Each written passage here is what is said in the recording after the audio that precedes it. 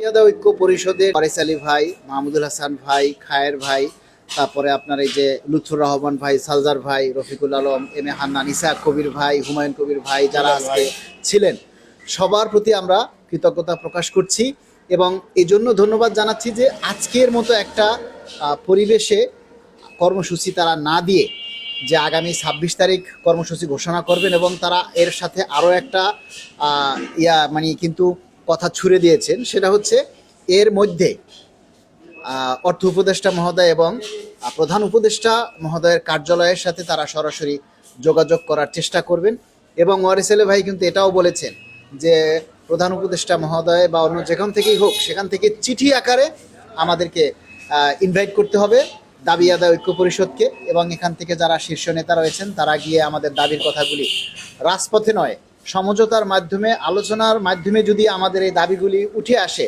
তাহলে আমরা কেন রাজপথে যাব? রাজপথে যাওয়া তো আমাদের মুখ্য উদ্দেশ্য নয়। আমাদের মুখ্য উদ্দেশ্য হচ্ছে আমাদের যে মৌলিক অধিকার, আমাদের যে পেটের ক্ষুধা, 10 বছর আমরা যে বঞ্চনার শিকার, সেই পে স্কেল বাস্তবায়ন। আমাদের রাজপথে যেতে হবে এমন কোনো বিষয় নয়, আর রাজপথে যাওয়াটাও আমাদের সমীচীন নয়, কারণ আমরা প্রজাতন্ত্রের কর্মচারী। আমাদের প্রজাতন্ত্রের সকল নিয়ম শৃঙ্খলা মেনেই আমাদের সকল দাবি আদায় করতে হবে এবং সরকারের কাছে আমাদের দাবির কথাগুলি তুলে ধরতে হবে। এটাই আমাদের প্রত্যাশা। আমরা বিশ্বাস করি আগামী এই সপ্তাহে আমরা কিন্তু একটা সুখবর পাবো ইনশাল্লাহ। ইনশাআল্লাহ আপনারা সবাই ধৈর্য হারাবেন না, সবাই ধৈর্য ধারণ করে থাকবেন আর কেউ বিচলিত হবেন না যে এখন এটা হয় নাই তখন ওইটা হয় না এই জন্য আর হবে না, এটা না ভাই। যে কোনো একটা আপনাদেরকে একটা কথা বলি, হাতুড়ির শেষ আঘাতেই কিন্তু পাথর চূর্ণ বিচূর্ণ হয়।